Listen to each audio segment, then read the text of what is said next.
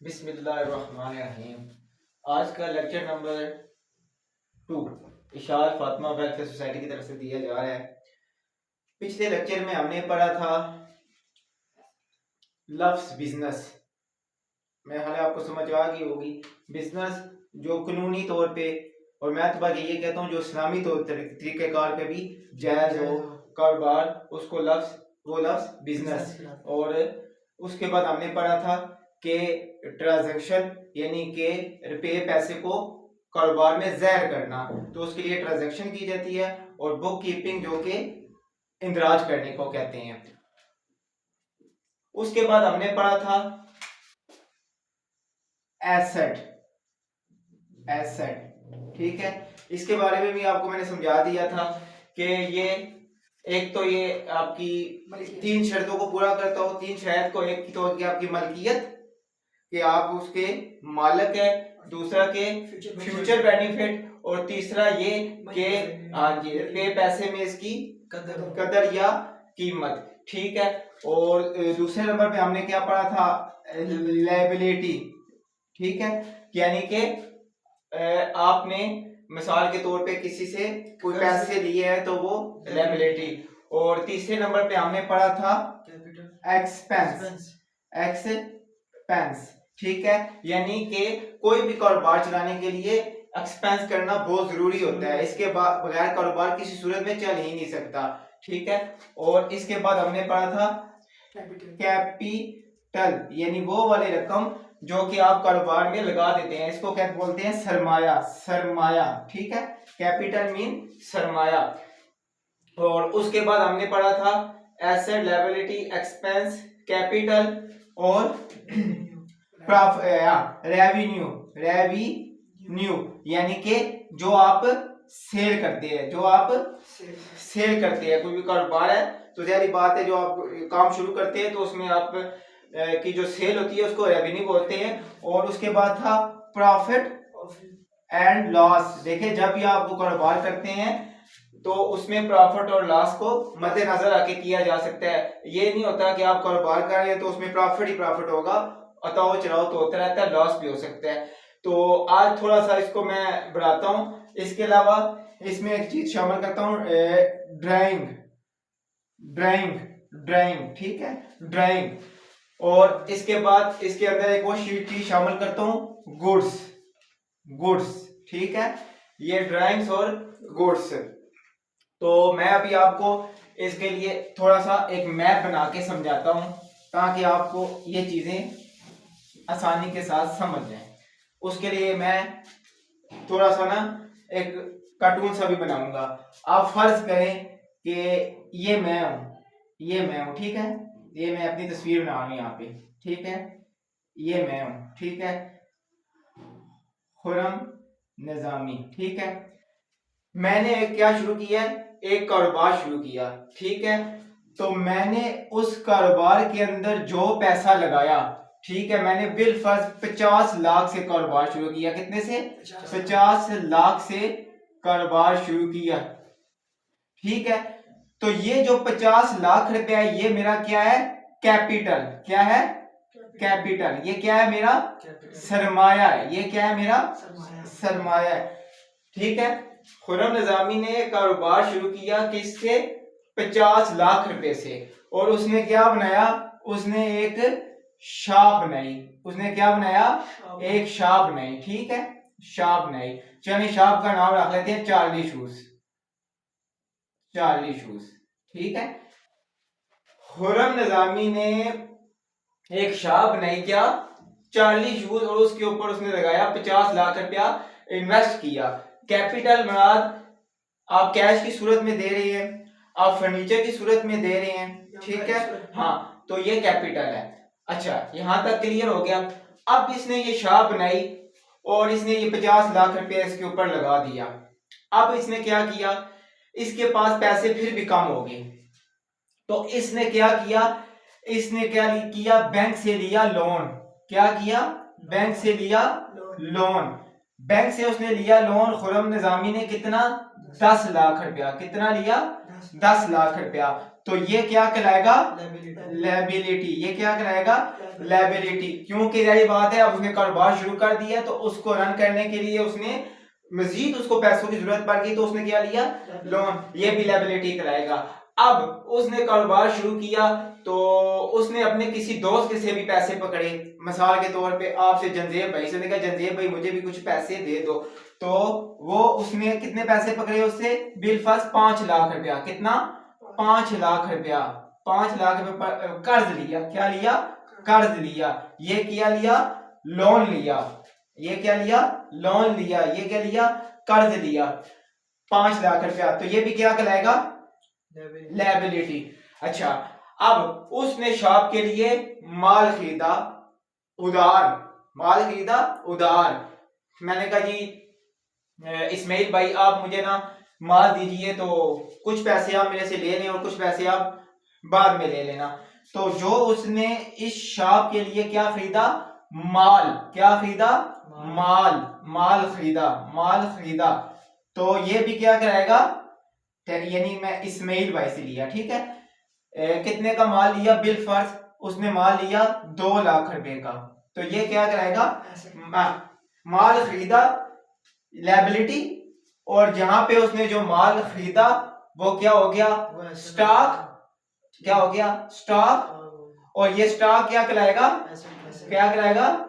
Asset. समझ आ गई बात? Capital, liability, asset.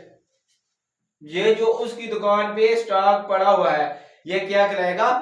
एसेट। इसका दूसरा नाम जो उसकी दुकान के ऊपर स्टॉक पड़ा है इसे गुड्स भी बोलते हैं। इसे गुड्स भी बोलते हैं। मिसाल के तौर पे मेरा नाम खुरम है, मुझे 2-3 नामों से पुकारा जाता है, ठीक है ना। आप मुझे किसी नाम से पुकारते हो, कोई मुझे किसी नाम से पुकारता है, तो मैं क्या हूं? मैं रहता तो खुरम ही हूं, मैं रहूंगा तो खुरम ही हूं, ठीक है। इसी तरह ये स्टॉक जो होता है एसेट, लेकिन इसे दूसरा नाम किसका क्या है? गुड्स। यानी कि जो माल आपने परचेज, वो मैं परचेजिंग के बारे में आपको बताऊंगा, जो माल आपने शॉप के लिए खरीदा बेचने के लिए उसे गुड्स भी कहते हैं। अच्छा, अब तीसरी बात यह है, एसेट हो गया। अब इस दुकान के ऊपर जाहिर सी बात है दुकान चलाने के लिए अब खर्चों की भी जरूरत होगी, उसने बिजली का बिल भी अदा करना है, तो और छोटे मोटे भी जाते हैं, तो उस जो जो उसने करना है वो क्या होगा? एक्सपेंस। क्या होगा? एक्सपेंस। यानी कि उसने बिजली का बिल दिया, लड़का रखा तो उसको दिन को खाना खिला दिया। और एक्सपेंस वो वाले होते हैं जो कारोबार में बहुत जरूरी होते हैं, लाजमी होते हैं, इसके बगैर कारोबार नहीं चल सकता। तो जो वो वाले एक्सपेंस, यानी कि जो चीज आप अदा कर चुके हैं, यानी कि आपने बिजली यूज की और फिर उसका बिल आया, यानी बिजली यूज की फिर उसने आपको उसका बिल दिया, तो ये वाले हमारे सारे एक्सपेंस होते हैं, ठीक है। अब एक बंदा, अब एक चीज याद रखिए कि जो एक्सपेंस होते हैं वो शॉप की हद तक महसूस रहते हैं, कारोबार की हद तक महसूस रहते हैं। घर चलाने के लिए ये नहीं होता कि आप जो घर में खर्चे करते हैं वो भी आप एक्सपेंस में ज़ाहिर करेंगे, नहीं, ऐसा नहीं है। अब जाहिर सी बात है, खुरम निजामी ने एक शॉप बनाई चार्ली शूज, तो उसके अंदर जाहिर सी बात है फिर सेल भी होगी, तो जो सेल होगी वो क्या होगी? सेल क्या होती है? रेवेन्यू। सेल को क्या कहते हैं? रेवेन्यू। सेल रेवेन्यू, ठीक है। तो सेल रेवेन्यू।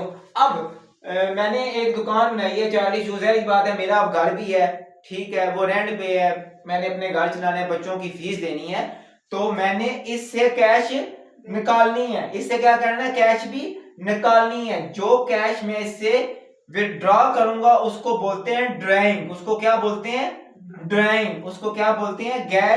ड्राइंग। जो कैश की सूरत में लूंगा, जो कैश की सूरत में लूंगा। मसलन मैंने अब घर का होम रेंट देना है, होम रेंट देना है, लेट्स सपोज बच्चों की फीस देनी है या घर के अखराजात चलाते हैं, ठीक है ना।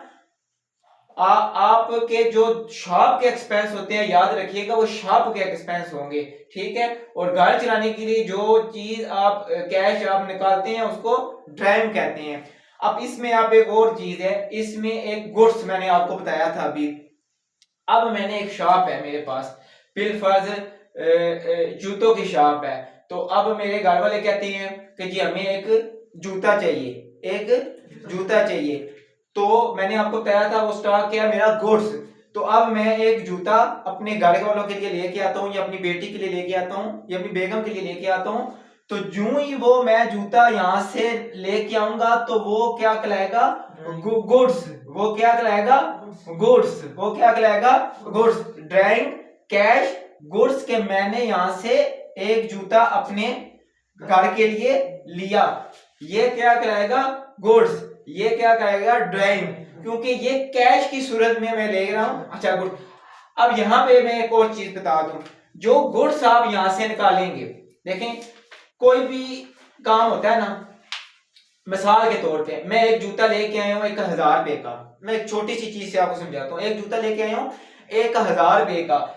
अब जाहिर सी बात है, मैं यहाँ पे एक जूता लेके आया हूं बिल फर्ज 1000 रुपए का, ठीक है। तो मैं जाहिर सी बात है, मार्जिन तो हर रखता है ना बंदा, मैं उसके ऊपर उसको 500 रुपया रखूंगा मुनाफा। तो सेल के लिए मैं क्या लगाऊंगा? 1500 रुपया।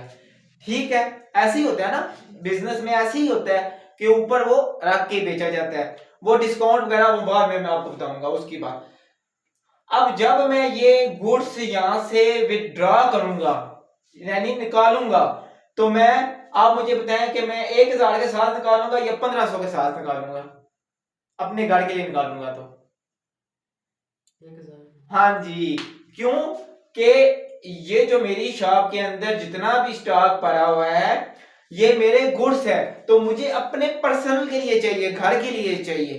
तो मैं इसको पहली तो बात यहां ये समझाता चलूं कि ये जो गुड्स है, ये जो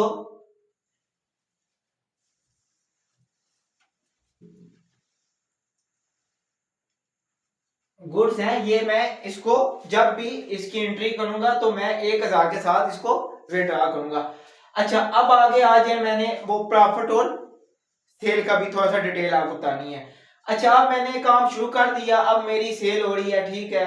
कारोबार में उतार चढ़ाव ऊपर नीचे होता रहता है।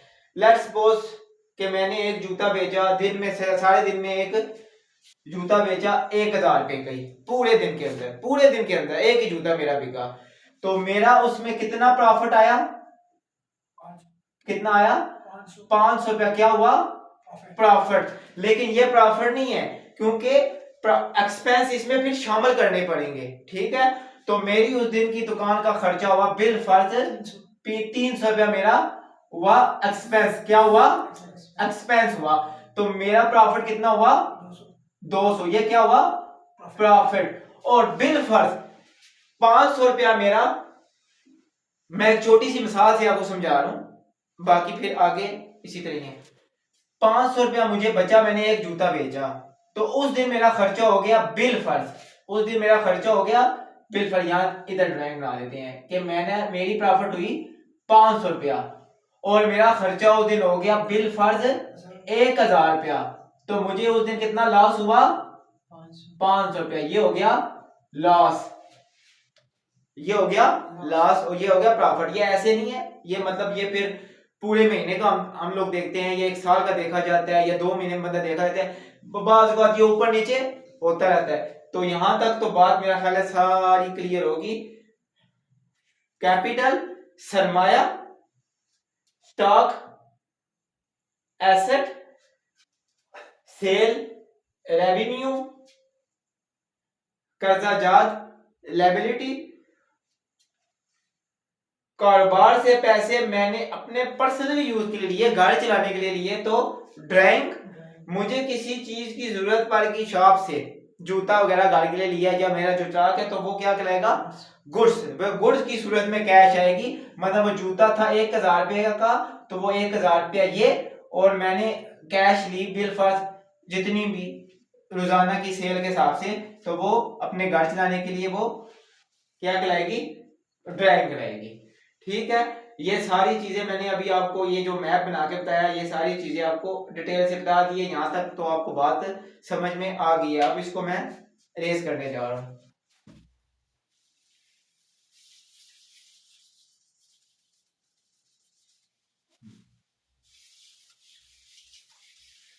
अब मैं थोड़ी सी ना डिटेल में जाऊंगा, ठीक है। सबसे पहले आ जाए एसेट। एसेट। अच्छा, एसेट्स क्या है जी? सबसे पहले कैश जो आपके पास इन हैंड होती है, इन हैंड जो आपके पास कैश होती है वो भी आपका एसेट होता है। ठीक है, यानी कि आपके पास जो सेल हो रही होती है वो आपकी कैश होती है, वो आपकी एसेट होती है। अच्छा, उसके बाद दूसरे में कि आप ने कोई चीज बेची, किसी को उधार दिया, तो उसको बोलते हैं कैश, क्या बोलते हैं? Cash receivable. रिसीवेबल यानी कि आपने जो कैश लेनी है उसको बोलते हैं कैश रिसीवेबल, और इसको डेटर भी बोला जाता है, इसको डेटर भी बोला जाता है। यानी कि जो कैश आपने लेनी है, जो कैश आपने लेनी है, फर्ज किया आपने एक जूता अपने किसी दोस्त को दिया और उसने कहा भाई मेरे पास तो पैसे नहीं है, मैं बाद में दे दूंगा, तो उसका भी अकाउंट जो होता है वो कैश रिसीवेबल में बनता है। किस में बनता है? कैश रिसीवेबल में बनता है, क्योंकि ये आगे जाके आपको अकाउंट बनाने पड़ेंगे। ठीक है ना? जब भी आप कारोबार करोगे, अपना करोगे, मैनुअली करो या कंप्यूटर पे करो, तो ये आपको पता होना चाहिए कि कौन सा अकाउंट किधर बनता है। तो इसके बगैर ये तसव्वुर भी नहीं किया जा सकता अकाउंटिंग का। मैंने कहा ना, जो बेसिक चीजें हैं इनके बगैर अकाउंटिंग नहीं है। ठीक है, तो cash in hand, cash receivable. अच्छा, बैंक के अंदर जो आपके पैसे होते हैं, किसके अंदर? बैंक के अंदर, किसी भी बैंक के अंदर, वो आपके क्या होते हैं? एसेट्स होते हैं। कि आपने जो पैसे बैंक के अंदर रखे होते हैं वो भी आपके क्या कहलाता है? एसेट कहलाता है। ये हो गया नंबर 1, ये हो गया नंबर 2, ये हो गया नंबर 3। चौथे नंबर पे आपकी क्या? इन्वेंटरी।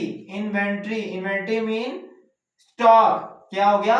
स्टॉक। जितना आपका स्टॉक पड़ा है वो आपका क्या कहलाएगा? एसेट। कैश इन हैंड, जो पैसे आपके पास पड़े हैं। कैश रिसीवेबल, जो आपने लेने हैं, क्योंकि वो पैसे आपके, आपने माल बेचा हुआ है। बैंक के अंदर आपकी कैश पड़ी हुई है, वो इन्वेंटरी स्टॉक, जो आपका माल स्टॉक पड़ा हुआ है, वो ये सारे आपके एसेट कहलाएंगे।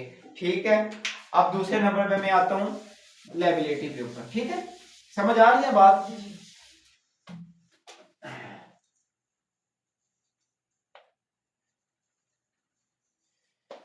अच्छा, एक के आपने बैंक से, मतलब मिसाल के तौर पे आपके बैंक में पड़े हुए हैं 1 लाख रुपया। आप बैंक से कहते हैं जी मुझे, आप ऐसा करें ना जी, मुझे कुछ पैसों की जरूरत पड़ी है, मुझे 50,000 रुपया और दे दे। आप बैंक से रिक्वेस्ट करते हैं, तो जो बैंक आपको पैसे देता है, ठीक है, 50,000 ऊपर, वो क्या कहलाएगा? आपकी लायबिलिटी। ठीक है, और उसको दूसरा बैंक ओवर ड्राफ्ट भी बोलते हैं। Bank over draft, bank over draft. ठीक है, और नंबर 1, नंबर 2 कि आप किसी से पैसे लेते हैं उधार, मतलब मैं कहूँगी यार जंजेब भाई मुझे पैसे दे दे, या इसमें भाई मुझे पैसे दे दे, या लेट्स सपोज खुरम भाई मुझे पैसे दे दे। जो मैंने खुरम से पैसे लिए, जो मैंने इस्माइल से पैसे लिए, या जो मैंने किसी से पैसे लिए कर्ज की सूरत में, वो भी क्या कहलाएगा? लायबिलिटी कहलाएगा, वो भी लायबिलिटी कहलाएगा। तो यानी कि जितने भी पैसे हमने देने हो, जितने भी पैसे हमने देने हो, वो क्या कहलाएगा? लायबिलिटी। इसके अंदर तीसरे नंबर पे आ जाता है, बाज़ औक़ात आपने ये सुना होगा कि लोग ये वो दस्ती वगैरह भी पकड़ते हैं, यानी कि यार वो जरा दस्ती पैसे दे दे। क्या क्या क्या होता है? दस्ती। दस्ती मिसाल के तौर पे आज मैंने बिजली का बिल जमा कराना है और मेरी शॉप पे सेल भी नहीं हुई, तो मैं कहता हूँ जंजेब भाई आप मुझे इस तरह करें ना, दे दें पैसे, कोई 10,000 रुपया दे दें। क्या दे दे? 10,000 रुपया दे दे, मैं आपको सुबह वापस कर दूंगा, या मैं आपको शाम को वापस कर दूंगा। तो उसकी एंट्री फौरी तौर पे कर दी जाएगी कि मैंने जंजेब भाई से क्या पकड़े? ये दस्ती पकड़े, ये पे है दस्ती। तो ये जो दस्ती पैसे होते हैं वापस करने के लिए, ये भी कहलाता है लायबिलिटी। ये भी कहलाता है लायबिलिटी। और सॉरी मैं एक एसेट में चीज छोड़ आया, वो मैं यहाँ फिर उसको मेंशन कर देता हूँ कि एसेट के अंदर भी दस्ती होती है। अब ये तो ये है कि मैंने आपसे पैसे पकड़े, मेरे पास आप आ जाते हैं कि खुरम भाई मुझे 20,000 की जरूरत है, ठीक है, आपकी मेरे साथ वाली शॉप है या आप मेरे दोस्त हैं तो मुझे 10,000 रुपया दे दे, मैं आपको 2 दिन बाद वापस कर देता हूँ। तो मेरे पास अगर पैसे हैं और मेरी नीयत भी है देने की, वैसे आजकल लोग देते नहीं है, तो तो मसला ये है कि आप किसी की हेल्प करते हैं, मदद करते हैं 1 दिन के लिए 2 दिन के लिए, तो उसका अकाउंट कहाँ बनेगा, वो भी दस्तीक लाएगा, वो भी दस्तीक लाएगा, लेकिन वो रिसीवेबल है, वो रिसीवेबल है, वो आपने लेने हैं। ये क्या है, यानी कि वो आपके रिसीवेबल है कि वापस आएंगे, ठीक है। तो ये वाले पैसे क्या कहलाएंगे, पेएबल। ये क्या कहलाएंगे, पेएबल। यहां तक बात समझ आ गई। ये चीजें आपने समझ ली ना तो आपने कभी जिंदगी में मार नहीं खानी, कभी जिंदगी में भी। अच्छा, उसके बाद आ गया आपके एक्सपेंस। ये तो आपको पता ही है कि आपका शॉप रेंट है, अगर शॉप आपकी किराए पे है तो ये भी आप है, बिलफाज आपका लंच है, खाना, उसके बाद आपकी टीज है, उसके बाद आपकी आपने लड़का रखा हुआ है तो उसकी सैलरीज है, और इस तरह जो छोटे मोटे एक्सपेंस होते हैं उनका हम एक बना देते हैं अदर। क्या बना देते हैं, अदर। अब बात ना हर चीज का एक्सपेंस मतलब काम करने हैं, मुझे एक मार्कर की जरूरत पड़ गई है तो मैं क्या मार्कर का बनाऊंगा तो वो अकाउंट में दे, मैं अदर अदर शो करके उसके अंदर कॉमर्स में दे दूंगा कि एक मार्कर आया है या कॉपी आई है। तो मेन जो एक्सपेंस होते हैं वो बड़े बड़े बनते हैं, जैसे कि बिजली का बिल देना है तो इलेक्ट्रिसिटी, फोन का देना है तो पीटीसीएल के नाम से बन जाएंगे। अदर क्या मैंने इसलिए कहा कि इसमें छोटे छोटे वो मेंशन होते रहते हैं, मतलब कोई चीज भी जरूरत तो पड़ती रहती है ना, जाहिर सी बात है। तो ये सारे क्या कहलाते हैं, एक्सपेंस कहलाते हैं। तो आगे क्या चीज थी, रेवेन्यू। रेवेन्यू तो मैंने आपको बता दिया क्या चीज है, वो आपकी सेल है, सेल है, सेल मीन रेवेन्यू। और कैपिटल भी मैंने आपको बता दिया है कि आपने कारोबार शुरू किया 50 लाख रुपए से, 20 लाख रुपए से, तो वो जो आपने उसके अंदर उसकी बिल्डिंग ली, या ये देख लें कि आपने वो उसका एडवांस वगैरह दिया कारोबार शुरू करने के लिए, उसमें फर्नीचर वगैरह लगाया, वो क्या चीज लगेगी, वो कैपिटल था आपका। और एसेट के बारे में वो मैंने आपको बता दिया कि वो आपकी क्या चीज है। अब एसेट के अंदर भी 2 किस्म के एसेट हैं, ठीक है। एक हो गया, एक होता है फिक्स्ड एसेट, फिक्स एसेट, ठीक है, और एक होता है करंट एसेट। क्या होता है, करंट एसेट। करंट एसेट ये होता है जो 1 साल के अंदर अंदर आपका यानी कि आपकी वो रकम में कन्वर्ट हो जाए, वो आपकी रकम में कन्वर्ट हो जाए। फिक्स एसेट होते हैं वो सारा साल पड़े रहते हैं, सारा साल पड़े रहते हैं। मिसाल के तौर पे आपने फर्नीचर है, ठीक है, फर्नीचर है, बिल्डिंग है, शॉप के आप रैकिंग करते हैं, इस तरह और शॉप के अंदर जो आप की चीजें हैं। और करंट एसेट क्या होते हैं कि वो आपका क्या होता है, स्टॉक है आपका, वो आपका चेंज होता रहता है कैश के अंदर, ठीक हो गया। तो यहां तक अब बात आपको तकरीबन मेरा ख्याल है कि समझ आ गई है सारी की सारी, ठीक है। एसेट भी हमने पढ़ लिया है, लायबिलिटी भी हमने पढ़ ली, एक्सपेंस भी पढ़ लिया, कैपिटल भी हो गया, रेवेन्यू भी हो गया, और प्रॉफिट एंड लॉस का भी मैंने आपको बता दिया, ठीक है, कि वो प्रॉफिट और लॉस का क्या सीन होता है। तो आज का जो हमारा ये लेक्चर था इसके अंदर मेरा ख्याल है कि मैंने सारी चीजें आपको बता दी हैं, ठीक है। आपने इसको रट्टा नहीं लगाना, रट्टा बिल्कुल नहीं लगाना, इसको समझना है, इसको समझना है अपनी कॉपी पे, जिस तरह मैंने वो एक मैप सा बनाया है, ड्राइंग सी बनाई है, इस तरह बना के जब तक आप समझेंगे नहीं, अगर ये आप 5-7 चीजें मेन है बस काउंटिंग के अंदर, ठीक है ना, यही बुनियादी चीजें हैं। और पूरी दुनिया के अंदर, ये नहीं कि यहाँ, पूरी दुनिया के अंदर अकाउंट्स इन्हीं को मद्देनजर रख के बनते हैं, ठीक है। आपकी बेसिक अकाउंट के लिए इन चीजों का समझना जरूरी है। बुक कीपिंग क्या है, मैनुअल अकाउंट भी बनाएंगे, तो इसी को मद्देनजर रख के। और दूसरा जिस पे मैं आपको जिस चीज पे लेके आने वाला हूँ वो क्या है, रिटेल मैनेजमेंट सिस्टम। ये जो रिटेल मैनेजमेंट सिस्टम है ना, असल चीज ये है जिस पे ऊपर मैंने आपको लेके आना है। और ये आजकल के दौर की समझ ले कि ये एक जरूरत है, ये एक सॉफ्टवेयर है, कंप्यूटराइज है। और हमारे ममालिक में तो ये अब है, बहुत कम है। लेकिन आप किसी बाहर ममालिक में चले जाए ना, तो उनकी हर शॉप के ऊपर यही सिस्टम चल रहा है, ठीक है ना। और हमारे लोग भी आप ज्यादातर इसी सिस्टम के ऊपर आए हैं। लेकिन इस सिस्टम को चलाने के लिए लड़के नहीं मिलते। वो लड़कों को क्या पता, वो रिटेल मैनेजमेंट सिस्टम के ऊपर किसी को बैठा दे, जब उसको बेसिक चीजें नहीं पता होंगी तो उसने क्या काम करना है। एक बात है, तो मैं आपको लेके आऊंगा रिटेल मैनेजमेंट सिस्टम के ऊपर, लेकिन मैं बेसिक अकाउंटिंग, बुक कीपिंग और रिटेल। अब जारी रखो लेक्चर अभी। अब कोई भी कारोबार है तो उसके अंदर हम कोई चीज खरीदते हैं तो उसको दूसरा लफ्ज क्या कहते हैं, परचेज। क्या करते हैं, परचेज। कोई भी चीज कारोबार में खरीदी जाए तो उसे क्या कहते हैं, परचेज। मैंने एक चीज शॉप के लिए खरीदी, बिल फर्ज, एक क्या खरीदा, जूता खरीदा। क्या खरीदा, जूता खरीदा या जूते खरीदे। तो मैंने जूते खरीदे तो उसमें से मैंने कहा यार ये जूते तो मैंने खरीद लिए, लेकिन ये पता नहीं मेरे लिए सूटेबल है, बिजनेस के लिए ये नहीं है। तो इस इतनी स्टॉक को मैं वापस कर देता हूं, तो उसको क्या बोलेंगे, परचेज रिटर्न। क्या बोलेंगे, परचेज रिटर्न। रिटर्न सिस्टम के अंदर भी उसकी एंट्री डालेंगे, मैनुअल भी हो गया कर रहे हैं, तो वो क्या करेंगे, परचेज रिटर्न। वो क्या कहलाएगी, परचेज रिटर्न।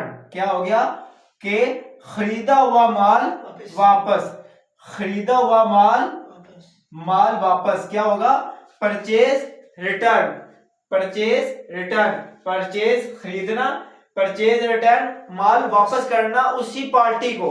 मैंने कहा जजेब भाई मुझे 10 लाख का माल दे दे, 10 लाख का माल दे दे। मैं माल लेके आया, मैंने माल की एंट्री कर दी।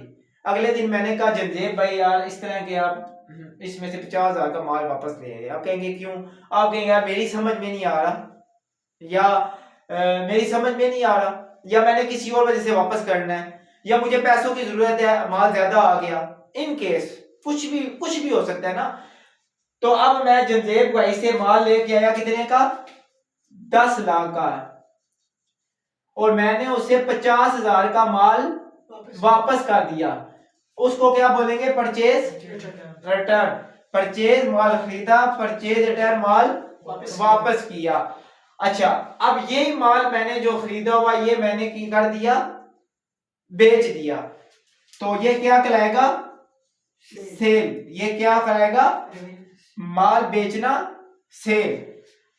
अब मैंने एक जूता सेल किया, एक जूता सेल किया, एक जूता सेल किया। अब सेल लेके आप आए मेरे पास और मुझे जूता लेके आप थोड़ी देर बाद आ जाए, दूसरे दिन आ जाए, आप कहते हैं जी रिक्वेस्ट करते हैं जी आप ये जूता मेरे से वापस ले लें। इन केस कोई भी वजह हो सकती है। तो मैं ये जूता जब वापस दूंगा तो वो क्या कहलाएगा, सेल रिटर्न। सेल रिटर्न क्या कहलाएगा, सेल रिटर्न। परचेज माल खरीदा, माल वापस दिया, परचेज रिटर्न। जूता सेल किया, सेल। और जूता वापस लिया, सेल रिटर्न। उसकी एंट्री क्या डालेगी, सेल रिटर्न। तो यहां तक बात भी क्लियर होगी कि परचेजिंग क्या होती है और परचेज रिटर्न क्या होता है, सेल क्या होती है और सेल रिटर्न क्या चीज होती है।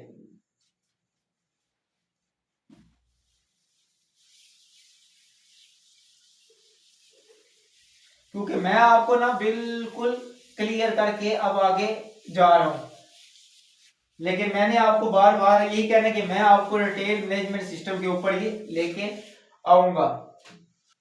तो यहां तक की जो चीजें थी वो आपको मैंने तकरीबन सारी की सारी आप बता दी है, ठीक है।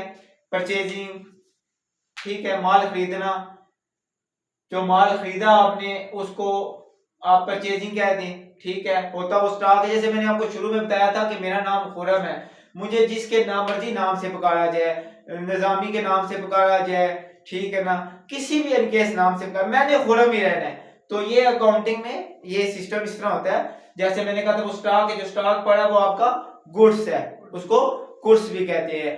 तो जो आपको मिसाल के तौर पे आपकी जो कैश है वो आप अपने गाड़ी के लिए लेते हैं तो उसे क्या कहते हैं, कैश की सूरत में ड्राइंग। वो क्या आप करते हैं, ड्राइंग करते हैं, आप क्या करते हैं, ड्राइंग करते हैं। और जो आप स्टॉक अपने घर के लिए लेके आते हैं, कोई भी चीज है, मोबाइलों की शॉप है, मोबाइल है, कुछ भी है, तो वो अपने घर के लिए लेके आते हैं, तो वो क्या हुआ, गुड्स, वो गुड्स है। और वो उसकी एंट्री जब आप करेंगे तो वो आप गुड्स लेके आ रहे हैं, ठीक है।